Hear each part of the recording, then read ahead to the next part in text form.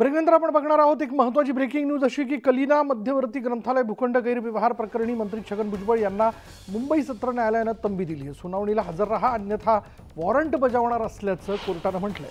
छगन भुजबळ यांच्या वकिलांनी सुनावणी पुढे ढकलण्याकरता अर्ज केला होता, मात्र तो अर्जही न्यायालयाने फेटाळला। तसंच पुढील सुनावणीला हजर राहा अन्यथा वॉरंट काढली जाईल अशी तंबीही विशेष सत्र न्यायाधीश राहुल रोकडे यांनी भुजबळ यांच्या वकिलांना दिली। छगन भुजबळ हे राज्याचे सार्वजनिक बांधकाम मंत्री होते आणि तेव्हा राज्य मध्यवर्ती ग्रंथालय उभारणी कंत्राटात गैरव्यवहार झाल्याचे आरोप करण्यात आले होते। याबद्दल आपण बोलणार आहोत। आमचे प्रतिनिधी प्रशांत बाग आपल्या बरोबर आहेत। प्रशांत, काय माहिती याबद्दल?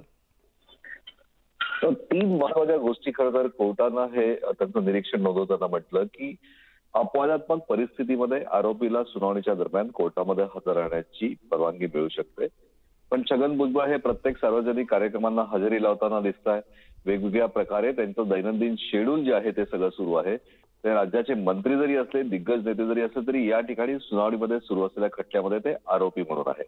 आणि ज्यावेळेस अत्यंत महत्वाच्या निर्णायक टप्प्यावर हा खटल्याची सुनावणी असताना जर त्याच्यात गैरहजर राहत असेल तर कोणत्याही आरोपीला अशा प्रकारची मुभा देता येणार नाही।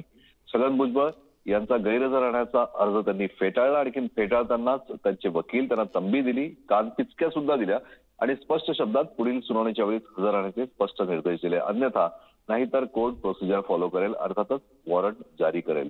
आता याचमुळे येत्या 28 जूनला होणारी सुनावणी सगळ्यात महत्वाची। छगन भुजबळ यांना कोर्टात हजर राहावंच लागणार।